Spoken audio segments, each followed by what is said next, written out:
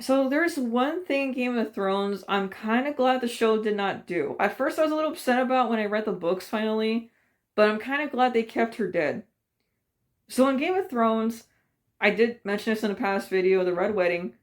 Catelyn Stark, the mom of the Stark family, was murdered in the Red Wedding with her eldest son, Robb.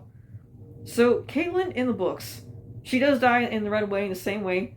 But in the book, she comes back as a zombie or a dead person called it's like Lady Stoneheart. And she becomes a bit of a villain in a way, and she gets with this dude with one eye. I don't remember his name. Oh my god, I don't remember his name at all, but I'll put a picture on the screen for you guys from the show. Apparently, he went through 3 different actors in the show, which I'm like, wow. The funny thing is, I just didn't notice it. But to me, I think it was believable because this dude, I think, was magical in a way, so I excuse the actor changes because that's easy to like fix up, right? To explain away. And this dude gets with Stoneheart in the book, and now they have their own army together. And it's pretty dark because I think her throat is slit, so she's like I think trying to talk. It's weird. I'm trying to remember if she was having a hard time talking, but yeah, that was crazy. And one of the main characters that runs into Stoneheart is like Brienne from Game of Thrones, because she had made a promise to Catelyn that she was going to save Sansa, and she runs into her again in the books. But the cliffhanger to the books really pissed me off, and this is one of the reasons why I really hope we get the final book one day. So she is told by Stoneheart, because they were gonna kill her, to bring them Jaime Lannister to him. The problem is though is that Brienne has gained feelings for him, and so has Jaime. Throughout the book series, it's very obvious there's something between them, and she does not want to do that to Jaime. But at the end of the book series, Jaime runs away from Cersei, finally breaks free, and he runs to, well, he finds Brienne waiting for him on a horse, and he goes with her. But he doesn't know what he's going to walk into with Brienne. But I think she's going to convince Stoneheart to not kill Jaime, because again, has changed in the book. He's been through a lot, and he's now starting to realize that Brienne, is probably the one he should stick by, because she is the definition of a true knight, what a knight should be. And I really did appreciate their bond in the books a lot. Very different from the show, I have to say. That was the one thing I wasn't expecting, was how different it was going to be between them.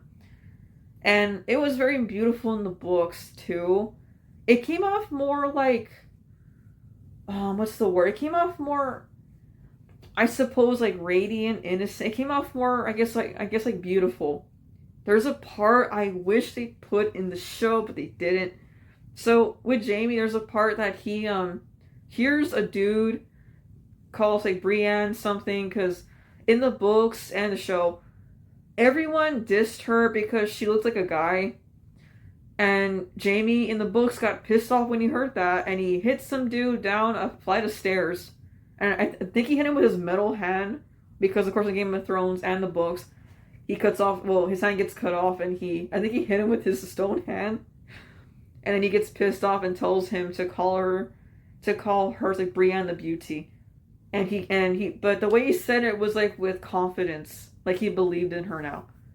And that is actually seen as an insult in the show and the books, because she's not really pretty, she looks like a guy. But Jaime said it with pride in that moment, and I wish they put that in the show. That was beautiful. But yeah, the Stoneheart thing, I'm really glad they didn't do it. Yeah, sorry about that rant I did there with Jaime and Brienne. I just had to talk about it. Going back to the Stoneheart thing, I'm glad they kept her dead in the show, because it was so impactful when she died, right? It was just so powerful, because it really told you that people in Game of Thrones were not safe. And I'm so glad they kept her dead. Because I'm sure it still would have been good if they brought her back from the dead, but would I have liked it as much? I'm sure I would have. But I'm kind of glad they kept her dead. And at first, I was upset about it when I had read the books for the first time. But then I'm like, you know what? I'm kind of glad she's dead because I feel like that makes the show more like crazy with the deaths. So I thought that was actually really cool that they kept her dead, even though it was just like, damn, when she died in the show.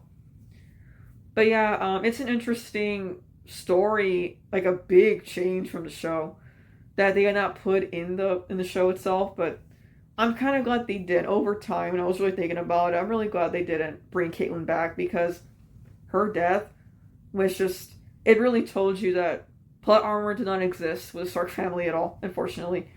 And you know what? Her death was so impactful. I'm kind of glad they killed her in the show. Okay, guys, I'll see you with a brand new video very soon. Peace out.